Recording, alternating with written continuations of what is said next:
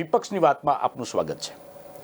વિધાનસભાનું સત્ર હવે શરૂ થઈ ગયું છે। પહેલા દિવસથી જ જે રીતે વિપક્ષ આક્રમક મૂડમાં દેખાય છે અને ડ્રગનો મુદ્દો હંમેશા ચર્ચા સ્થાને રહ્યો છે, ત્યારે આજે પૂંજાભાઈ વંશ કે જેઓ ઉનાના ધારાસભ્ય છે, તેમને આ મુદ્દે કંઈક ગૃહમાં થોડા આક્રમક થયા અને તેમને સસ્પેન્ડ કરવામાં આવ્યા। આપણી સાથે વાત કરવા ઉપસ્થિત છે પૂંજાભાઈ વંશ। તેમની પાસેથી વિધાનસભાનો ઘટનાક્રમ પણ જાણીશું અને વિસ્તારની પણ વાત કરીશું।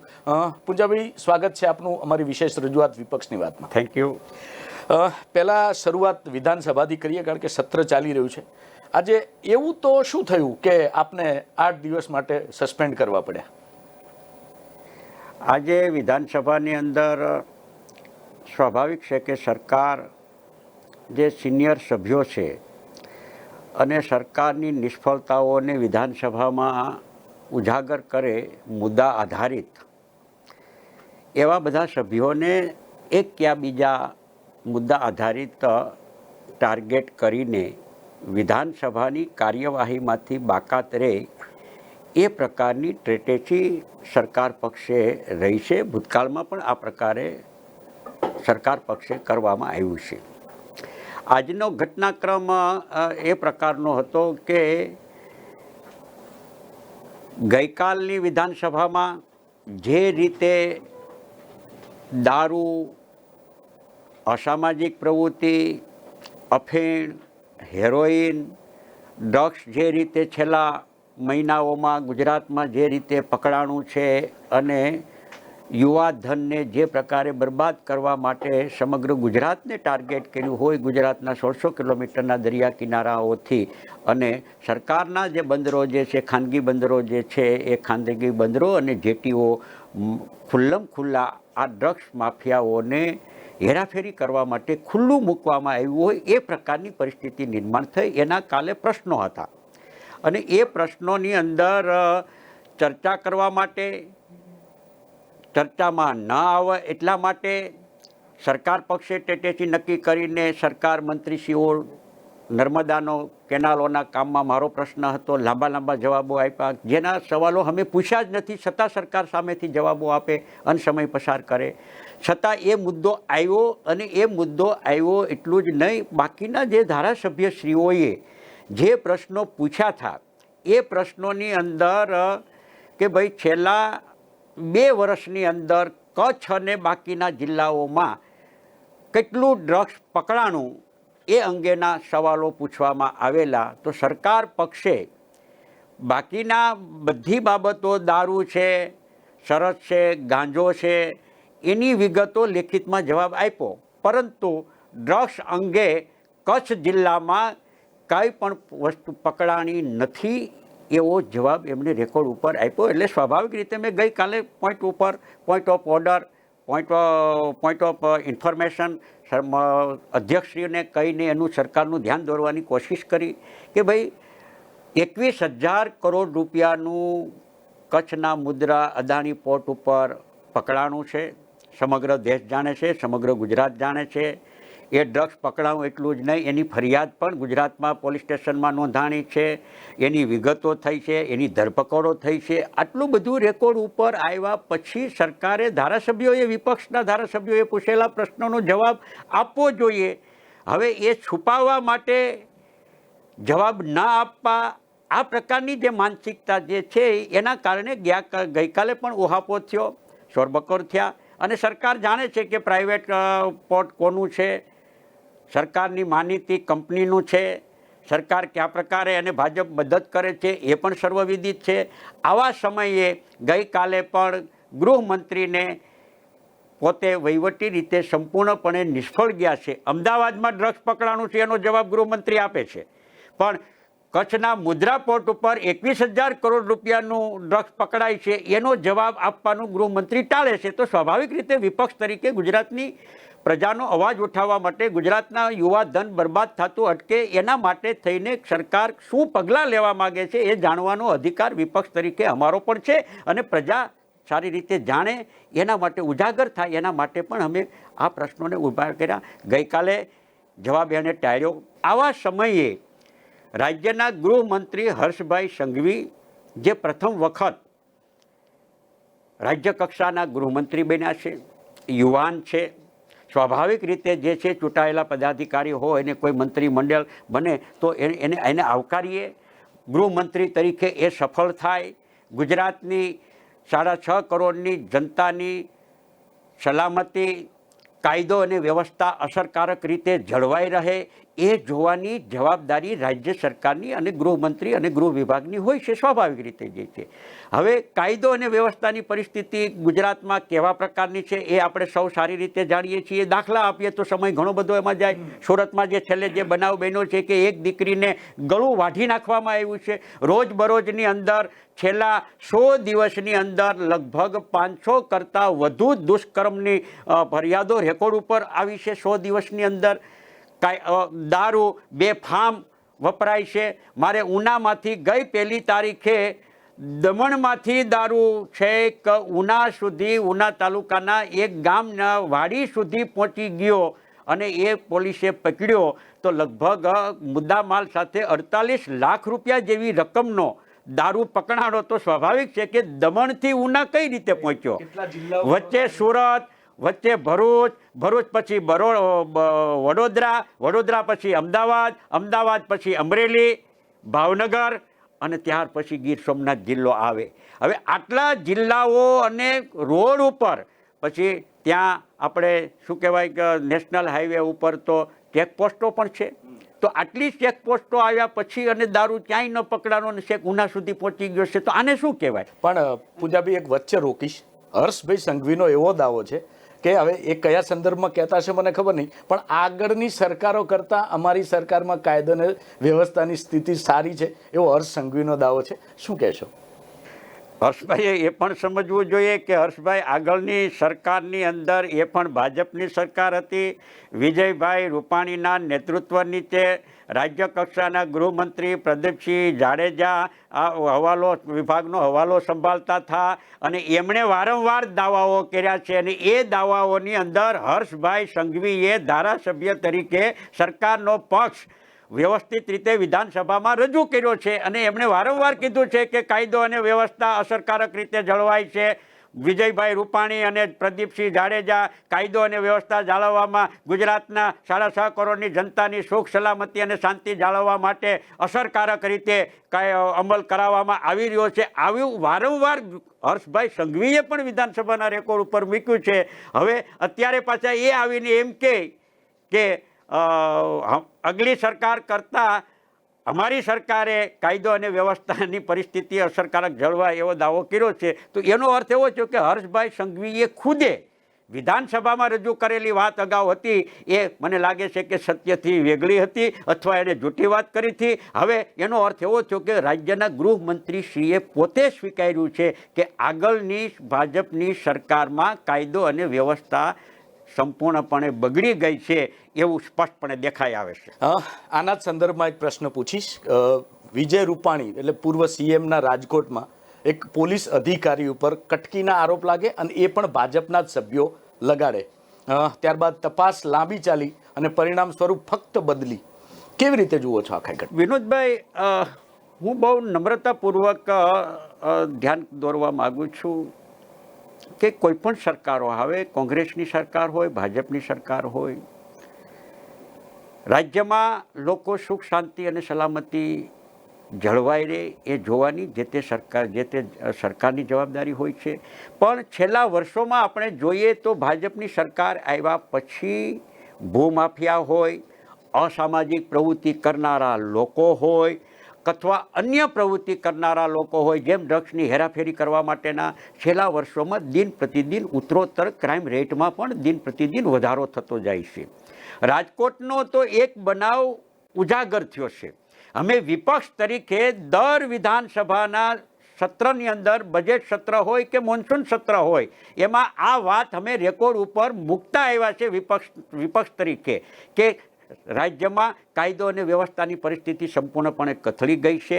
રોજબરોજ ખૂન થાય છે, રોજબરોજ આપઘાત થાય છે, રોજબરોજ વ્યાજક વ્યાધિઓ જે છે એની ચુંગાલમાંથી બહાર નીકળવા માટે આત્મહત્યા કરવી પડે છે. ખેડૂતો પણ આત્મહત્યા કરવા પડે છે. બહેનો ઉપર, એમાંય પણ ખાસ કરીને સગીર બહેનો ઉપર સમયાંતરે સતત એક દિવસની અંદર દરરોજ એક પણ દિવસ એવો ખાલી નથી જતો કે એમાં રેપ ન થયો હોય કે દુષ્કર્મનો કેસ રેકોર્ડ ઉપર નોંધાનો ન હોય. આ વિપક્ષ તરીકે તો અમે કહેતા જ આવ્યા છીએ. રાજકોટમાં તો શાસક પક્ષના ધારાસભ્ય પૂર્વ મંત્રીભાઈ શ્રી ગોવિંદભાઈ પટેલે જે ઉજાગર કર્યું છે અભિનંદનને પાત્ર છે. પહેલા દિવસે એમને અભિનંદન પણ આપ્યા. ગોવિંદભાઈએ તો મને લાગે છે કે આ વાત અગાઉ કરવી જોતી હતી, કારણ કે એ તો રાજકોટનું પ્રતિનિધિત્વ કરે છે. એટલે એનો અર્થ એવો થયો કે રાજકોટમાં આ તો ચાલે જ છે, પણ આ તો રાજકોટનો એક ઉજાગર થયું છે. પણ રાજ્યના તમામ જિલ્લાઓમાં આ પ્રકારે હવે ખુદ અધિકારીઓ જ ખંડણીખોર થઈ ગયા છે. એક સામાન્ય કોઈ ફરિયાદ કરે, અરજી લેવાય, જેની વિરુદ્ધમાં અરજી કરે એ અરજીવાળા જે અરજદાર હોય જેની વિરુદ્ધમાં કરી હોય એ અરજદારને પોલીસ સ્ટેશનમાં બોલાવે, એને માનસિક રીતે ટોર્ચરિંગ કરવામાં આવે અને એની સાથે તોડ કરવામાં આવે છે. એટલે રાજકોટ એકમાં તો આ ઉજાગર થયું છે. એ પછી જુનાગઢ હોય, ગીર સોમનાથ હોય કે અમરેલી, ભાવનગર હોય, અમદાવાદ હોય, સુરત હોય, જામનગર હોય, તમામ કોર્પોરેટ જે મહાનગરો જે છે એ મહાનગરોમાં આ પ્રકારની ખંડણીખોરી અધિકારીઓ ખુદ કરે છે. હું બહુ સ્પષ્ટપણે કહેવા માગું છું અને માનું પણ છું કે આટલી હિંમત પોલીસ અધિકારીઓ કઈ રીતે કરી શકે.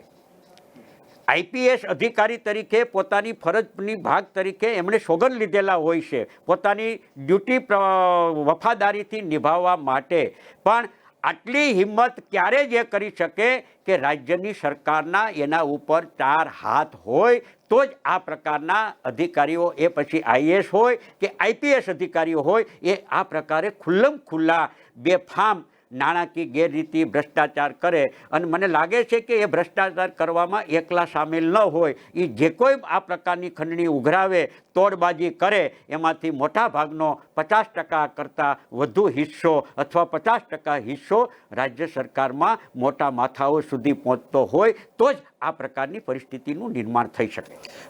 વિજયભાઈ રૂપાણી એટલે પૂર્વ સીએમનું હોમ ટાઉન, ભાજપના સભ્યો જ મતલબ પૂર્વ મંત્રીઓ આરોપ લગાવે, તપાસ થાય, 2 વખત આરોપી અને જે ભોગ બનનાર છે બંનેના નિવેદનો લેવાય, ત્યારબાદ તપાસના અંતે ફક્ત બદલી.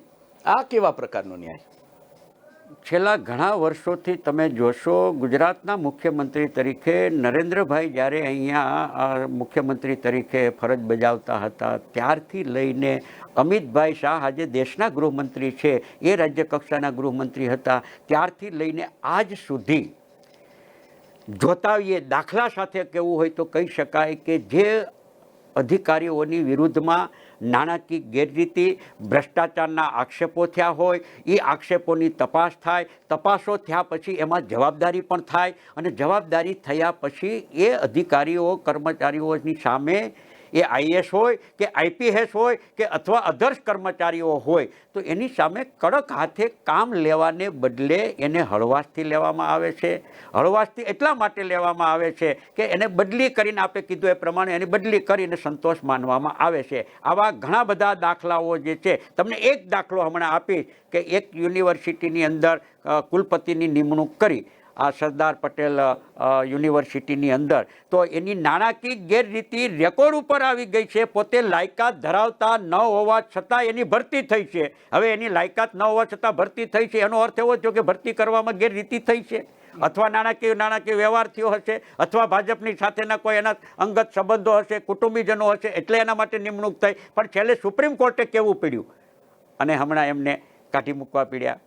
આ જીવતો જાગતો દાખલો છે. એવી જ રીતે બાકીના અધિકારી કર્મચારી સામે પગલાઓ લેતા નથી. વિધાનસભાના ફ્લોર ઉપર પણ અમે આ કહેતા આવ્યા છીએ કે આવા જે અધિકારી કર્મચારીઓ છે એની સામે સરકારે પગલાઓ લેવા જોઈએ, એને સસ્પેન્ડ કરવા જોઈએ, અને ભવિષ્યમાં બીજા અધિકારીઓ પણ આ પ્રકારની કોઈ હિંમત ન કરે એ પ્રકારે રાજ્ય સરકારે પગલાં લેવા જોઈએ. પણ રાજ્ય સરકાર પગલાં લેતી નથી. એટલે નથી લેતી એનું કારણ મુખ્ય એ છે કે રાજ્ય સરકારમાં બેઠેલા લોકો જે છે એની અધિકારીઓની સાથે મિલીભગત અને ભાગીદારી હોવાને કારણે એ અધિકારીઓ સામે પગલાં લઈ શકતા નથી. આ તો થઈ કર્મચારીઓની વાત. એવા યુવાનો જે વારંવાર કોઈ બોર્ડની પરીક્ષા હોય કે ખાતાકીય પરીક્ષાઓ હોય કે જે પરીક્ષાઓ માટે પોતાનું ઉમેદવારી પત્ર ભરે અને ત્યારબાદ પરીક્ષા લેવાય જ નહીં, પેપર ફૂટી જાય. આજે રાજ્યમાં તલાટીથી લઈને સચિવ સુધી મોટી જગ્યા જે છે તે ચાર્જમાં ચાલે છે. એક તલાટી પાસે 2-3 ગામનો ચાર્જ હોય, એક સચિવ પાસે 2-3 ખાતાનો ચાર્જ હોય. એક તરફ આવડી મોટી મહેકમ ગેપ અને બીજી બાજુ ભરતીઓમાં કૌભાંડ, યુવાનો નિરાશ. કેવી રીતે ચાલશે ગુજરાતનું તંત્ર? છતાં પણ ગુજરાત ચાલે છે એ આપણે સૌ જાણીએ છીએ. ગતિશીલ ગુજરાતની વાત કરે છે. ગુજરાત દેશમાં નંબર 1 તમામ પ્રકારની વાત કરીને ગુજરાત સરકાર વાહવા લે છે. છેલ્લા વર્ષોમાં આપણે જોઈએ તો રાજ્ય સરકારના તમામ વિભાગોમાં મંજૂર થયેલા મહેકમની જગ્યાએ સરેરાશ 45થી 50% જગ્યાઓ ખાલી છે, ભરતી નથી. આ જગ્યાઓ કાયદેસર મંજૂર થયેલા મહેકમ મુજબ ભરવી જોઈએ. બધા વિભાગો ભરતી કેલેન્ડર 10 વર્ષનું આપવામાં આવે છે, પણ ભરતી કેલેન્ડર મુજબ ભરવામાં આવે છે. આજની પ્રશ્નોત્તરીમાં મારા પ્રશ્નના જવાબની અંદર જણાવવામાં આવ્યું છે કે રાજ્યની અંદર પશુ સંવર્ધન ક્લાસ 2ની જગ્યાઓ અગાઉની વિધાનસભામાં પ્રશ્ન પૂછવામાં આવ્યો હતો, એના અનુસંધાને આ વખતે દાખલ કર્યો. 315 જગ્યાઓ ખાલી છે. સરકારે જે તે વખતે જવાબ આપ્યો કે ભરતી કેલેન્ડર મુજબ ભરવામાં આવશે. હવે ગયા વર્ષના બજેટ સત્રમાં જવાબ આપેલો છે, એ વખતે આ જ વખતે એ જ જવાબ પાછો આપવામાં આવ્યો છે. 1 વર્ષની અંદર કેટલી જગ્યા ભરી? તો 0, એક પણ જગ્યા છે. બીજી બાજુ તમામ વિભાગોની અંદર શિક્ષિત જે બેરોજગાર લોકો જે છે એ લોકોને આઉટસોર્સિંગથી ભરતી કરીને એની પાસેથી કામ લેવામાં આવે છે અને એનું શિક્ષિત બેરોજગાર યુવાનોનું આઉટસોર્સિંગના નામે શોષણ કરવામાં આવે છે. આ ઘણા વર્ષોથી ચાલે છે. ભરતી કરતા નથી. બીજી બાજુ જાહેરાતો બહાર પાડે છે કે અમે ભરતી કરવાના, અને ભરતી કર્યા પછી વિદ્યાર્થીઓ પોતાના મા બાપ આર્થિક રીતે પૈસા ખર્ચીને જે કંઈ કામગીરી કરાવે છે અથવા મહેનત કરે છે અથવા પરીક્ષામાં પાસ થવા માટે રાત દિવસ મહેનત, શારીરિક માનસિક આર્થિક રીતે ખર્ચ કરે છે. એ ખર્ચ કર્યા પછી પણ તૈયારી કરે છે પરીક્ષાઓની, અને પરીક્ષાઓની તૈયારી કર્યા પછી એમની પાસે સમય મર્યાદામાં સરકાર પરીક્ષા લેવા માટે જાહેરાત બહાર પાડે છે. વિદ્યાર્થીઓ પરીક્ષા દેવા જાય છે અને વિદ્યાર્થીઓ પરીક્ષા આપવા જાય છે, 1 દિવસ બાકી રહે છે અથવા ક્લાસમાં પહોંચે છે અને પછી ખબર પડે છે કે પેપર તો ફૂટી ગયું. અને પેપર ફૂટી ગયા પછી એકવાર પેપર ફૂટવાનો કિસ્સો નથી. જેલા ગુજરાતની અંદર લગભગ 14 થી 15 વખત જુદા જુદા વિભાગોની પરીક્ષાઓ લેવાતી વખતે પેપર ફૂટવાનું કામ ફૂટ્યા છે. અને એ પેપર ફૂટ્યા પછી ગુજરાતના યુવાનોએ વિપક્ષ તરીકે અમે પણ સરકાર પાસે માંગણી કરી છે કે આ પેપર લીક કરનારા કે પેપર ફોડનારા લોકો જે છે એ જે તે વિભાગના ઉચ્ચ કક્ષાના અધિકારીઓ એમાં સામેલ હોય તો જ આ પ્રકારનું પેપર ફૂટી શકે, બાકી શક્ય નથી. છતાં પણ અત્યાર સુધીની અંદર સરકાર તપાસ નિમે સરકાર તપાસ કરાવરાવે, તપાસના નાટક કરે અને નાટક કર્યા પછી અંતે નાની નાની માછલીઓ જે હોય છે એને ટાર્ગેટ કરી એની સામે પગલાં લેવાના, અને મોટા માથાઓ જેમાં ખરેખર સંડોવાયેલા હોય છે એની સામે કાર્યવાહી કરવામાં આવતી નથી. એટલે શિક્ષણ અને ગુજરાતના શિક્ષિત બેરોજગાર યુવાનોનું સંપૂર્ણપણે શોષણ કરવામાં આવે છે, અને પેપર ફોડવાથી ગુજરાતના શિક્ષિત બેરોજગાર યુવાનોને ન ભરપાઈ થઈ શકે એ પ્રકારનું એને નુકસાન થઈ રહ્યું છે. એના માતા પિતાને પણ આર્થિક રીતે મોટું નુકસાન થઈ રહ્યું છે. અમે તો વિપક્ષ તરીકે ઈચ્છીએ કે જ્યારે ભરતી કરવામાં આવે ત્યારે ભરતી આઉટસોર્સિંગ જે છે એ તાત્કાલિક અસરથી રદ કરવું જોઈએ, બંધ કરવું જોઈએ, અને રાજ્ય સરકારના તમામ વિભાગોની અંદર મંજૂર થયેલા મહેકમ મુજબ તાત્કાલિક અસરથી જગ્યાઓ ભરવી જોઈએ.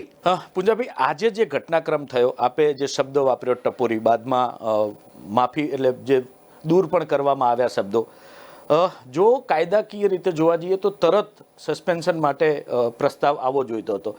ગૃહની કાર્યવાહી શરૂ થઈ, બાદમાં આ પ્રકારનો પ્રસ્તાવ આવ્યો. આ થવા પાછળનું કારણ શું? ગુજરાતની વિધાનસભાની ઉચ્ચ સંસદીય પ્રણાલિકાઓ રહી છે.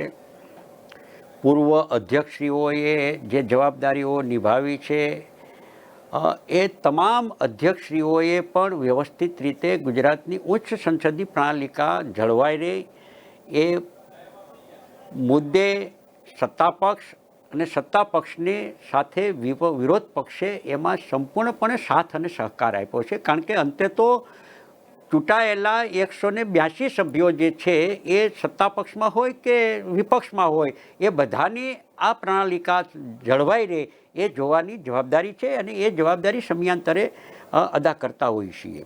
પણ આજની જે ઘટના જે ઘટી છે એ ઘટના જો ઘટનાના પૂર્વાધમાં જો જઈએ તો ગઈકાલે વિધાનસભામાં જે કાંઈ ઘટના બની, ગઈકાલે ગુજરાતની અંદર દારૂ, સરસ, ગાંજો, હેરોઇન, ડ્રગ્સ જે પ્રકારે છેલ્લા સમયમાં જે પકડાણા છે, છેલ્લા દોઢ વર્ષની અંદર જે કાંઈ ઘટના ઘટી છે અને એના કારણે ગુજરાતના યુવા ધન જે આવનારા સમયમાં બરબાદ થવાનું છે એના મુદ્દે વિરોધ પક્ષના ધારાસભ્યોએ પ્રશ્નો પૂછવામાં આવેલા. એ પ્રશ્નોના જવાબો જુદા જુદા એક ધારાસભ્યોએ 2 જિલ્લાના પ્રશ્નો પૂછ્યા હતા. તો એમાં જે જિલ્લામાં ડ્રગ્સ ને દારૂ ને જે કાંઈ પકડાણા એમાં કેટલા તોમતદારો પકડાણા, કેટલા તોમતદારોને બાકી છે, કેટલા તોમતદારોની સામે કાયદેસરની કાર્યવાહી કરી, આ બધી વિગતોનો જવાબ આપ્યો. એ જવાબ આપતા વખતે રાજ્ય કક્ષાના ગૃહમંત્રી હર્ષભાઈ સંઘવીએ ગઈકાલે અમદાવાદ જિલ્લાને ધ્યાનમાં રાખીને અમદાવાદ જિલ્લામાં કેટલું સરસ પકડાણું, કેટલું ગાંજો પકડાણું, કેટલું હેરોઇન પકડાણું, કેટલું ડ્રગ્સ પકડાણું, એનો જવાબ એમણે કાલે વિસ્તૃત અને લંબાણથી એમણે આપ્યો અને એ પ્રસ્થાપિત કરતા હતા કે અમે અસરકારક રીતે કામગીરી કરી. એ કામગીરી કરી એના અનુસંધાને સ્વાભાવિક છે કે કચ્છના મુદ્રા અદાણી પોર્ટ ઉપર 21,000 કરોડ રૂપિયાનું ડ્રગ્સ પકડાણાની સાથોસાથ એમાં પોલીસ ફરિયાદો પણ થઈ. પોલીસ ફરિયાદ પણ ગુજરાતમાં જ થઈ. છતાં એ ધારાસભ્યોએ પ્રશ્ન પૂછ્યા કે કચ્છ જિલ્લામાં અને બીજા જિલ્લાની અંદર કેટલું ડ્રગ્સ પકડાણું, કેટલું હેરોઇન પકડાણું, કેટલો દારૂ પકડાણો, કેટલા શું કાર્યવાહી કરવામાં આવી. તો એનો જવાબ છે એ લેખિતની અંદર આપ્યો નહોતો. પ્રશ્નોત્તરી પૂરી થઈ. મેં ઊભા થઈને માનનીય અધ્યક્ષશ્રીને વિનંતી કરી કે point of information, point of order એ બાબતે મેં અધ્યક્ષશ્રીનું ધ્યાન દોર્યું કે સરકારે ધારાસભ્યો, વિપક્ષના જે ધારાસભ્યો પ્રશ્નો પૂછે છે એ પ્રશ્નોના લેખિત જવાબો મુદ્રા પોર્ટ ઉપર 21,000 કરોડ રૂપિયાનું જે ડ્રગ્સ પકડાનું એનો જવાબ આપ્યો નથી. શા માટે નથી આપ્યો?